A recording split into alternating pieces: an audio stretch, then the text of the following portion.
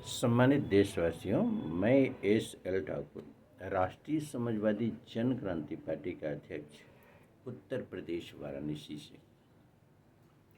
जैसा कि आप सभी जानते हैं, मैंने वादा किया था कि मैं अपने जीवन और अपने जीवन में राजनैतिक भूमिका पर चर्चा स्टेप बाय स्टेप करूंगा। उस कड़ी को आगे बढ़ाते हुए आज स्टेप 16 के अंतर्गत मैं चर्चा करूंगा। मेरे दोस्तों, आज पूरे देश के अंदर हमें आत्मसमीक्षा करने की जरूरत है। एक व्यक्ति के रूप में क्या आज पूरे देश के अंदर जिस तरह की नेतृत्व होनी चाहिए या आज़ादी के पश्चात से जिस तरह का नेतृत्व होना चाहिए, हमें लगता है कि कमोवेश उसमें लगातार गिरावट आई है। ये कहना अतिशयोक्ति नहीं होगा कि आज़ादी के पश्चात विरासत में हमें बहुत सारी खामियां मिली थी। यानी यह कहना अतिशयोक्ति नहीं होगा कि विरासत में हमें कुछ भी नहीं मिला था। निर्माण का कार्य हमें आरंभ करना था। अब पूरी शक्ति के साथ सभी के हितों को संरक्षित करते हुए आगे बढ़ना था। इसमें कोई संशय नहीं है।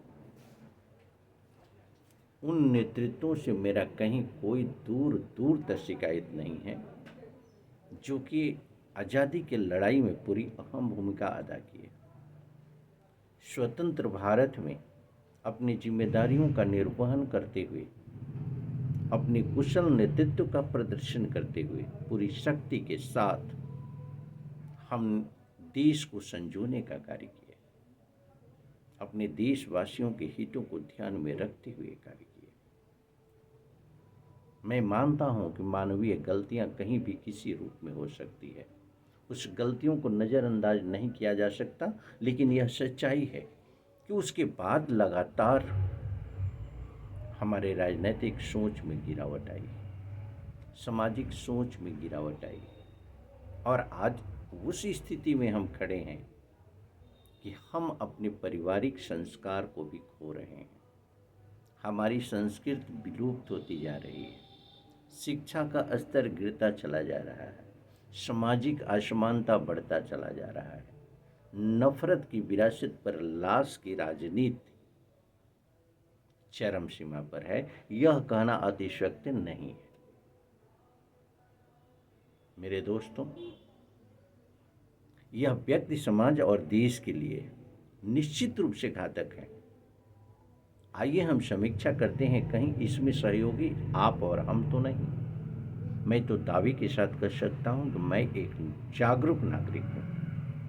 मैं अपने मत के अधिकार को समझता हूं। मैं नागरिकता के अधिकार और कर्तव्य को समझता हूं।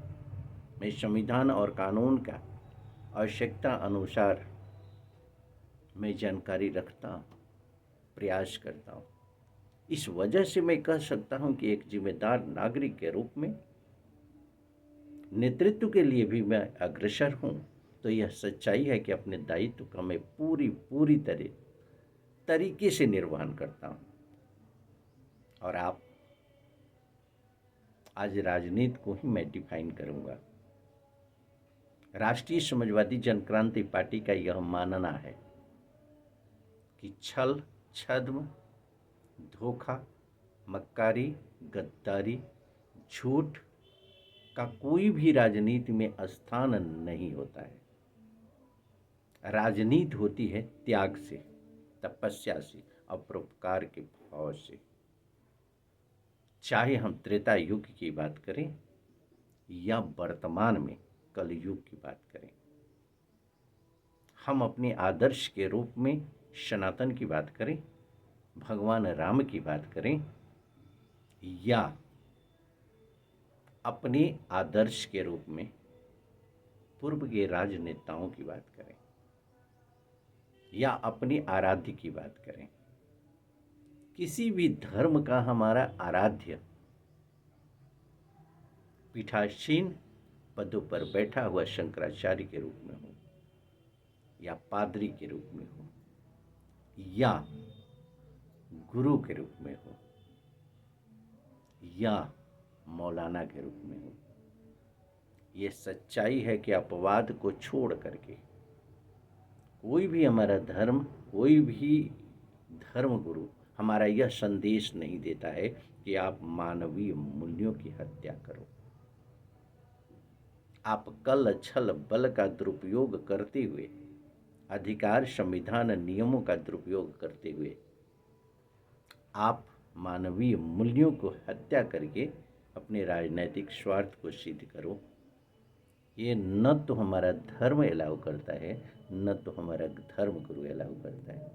हम ऐसे समाज में रखते हैं, ऐसे समाज में रहते हैं जो समाज की पूरी तरह से हमें प्यार स्नेह सिखाता है, एक सूत्र में पिरो करके सभी को हितों की संरक्षित करने की पहल करने का कार्य करता है और उसका संदेश देता है।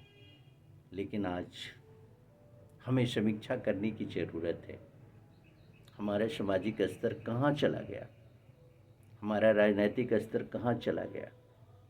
आज ये सच्चाई है कि सत्ता और विपक्ष में बैठे हुए हम राजनेताओं के आचरण की समीक्षा कर लें, उनकी कार्यों की समीक्षा कर लें, तो निश्चित रूप से हमें गलानी महसूस होगी कि अगर हम मतदान भी करते हैं तो कहीं ना कहीं से गलत मतदान करते हैं।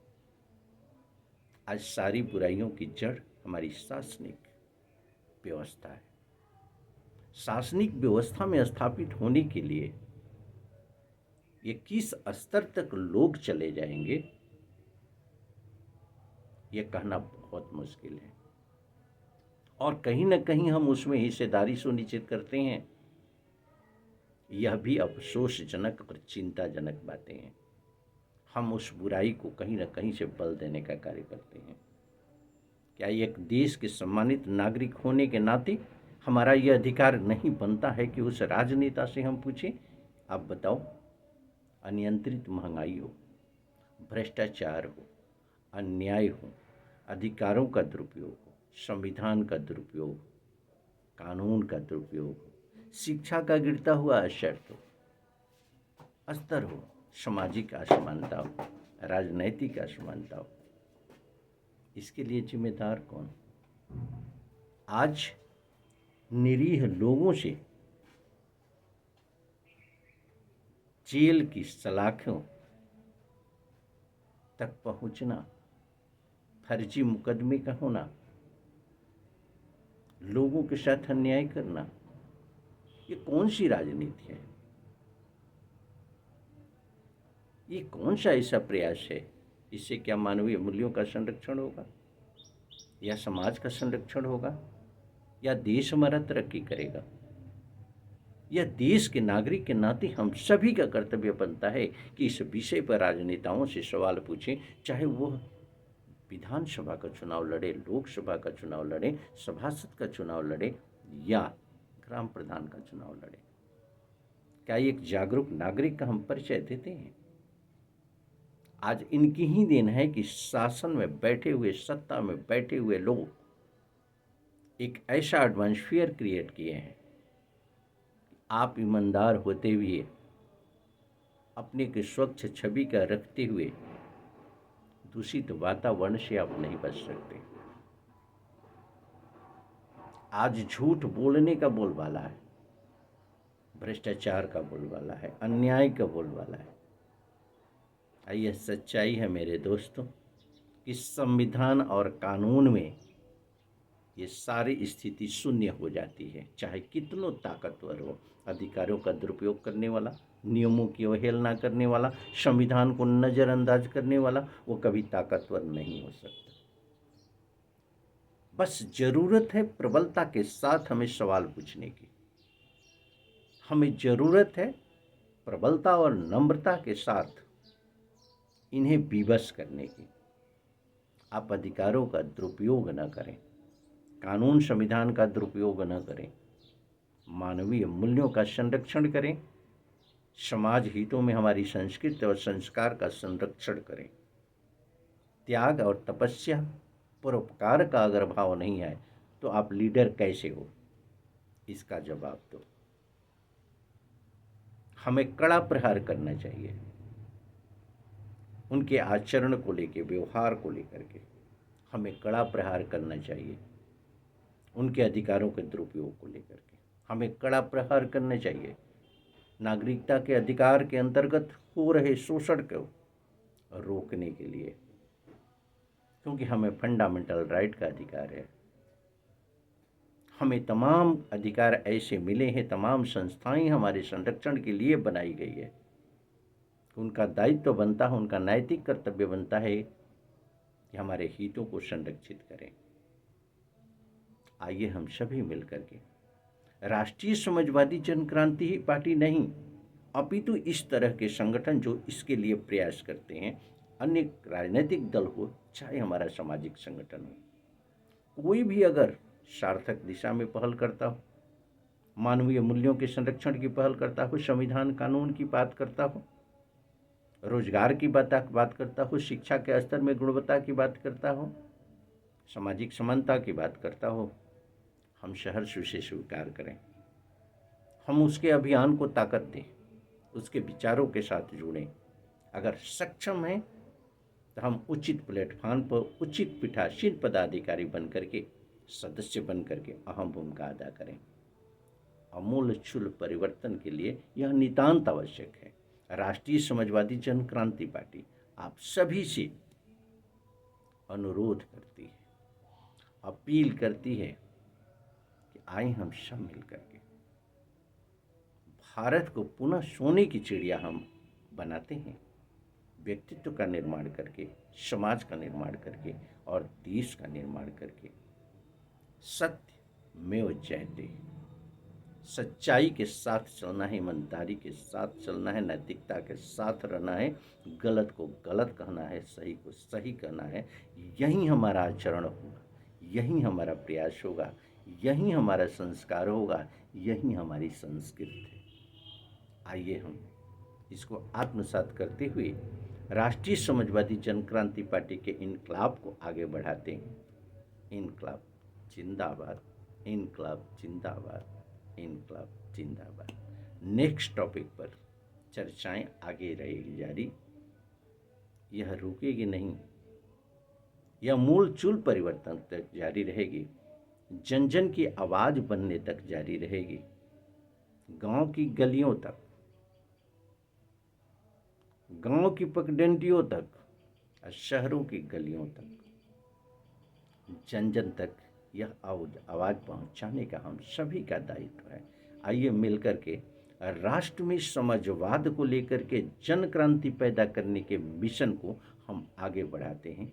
भिन्नता को दरकिनारे करते हुए, जाति धर्म क्षेत्रवाद और भाषा की परिधि को तोड़ते हुए, मानवीय मूल्यों को संरक्षित करते हुए इस मिशन को आगे बढ़ाते हैं। धन्यवाद।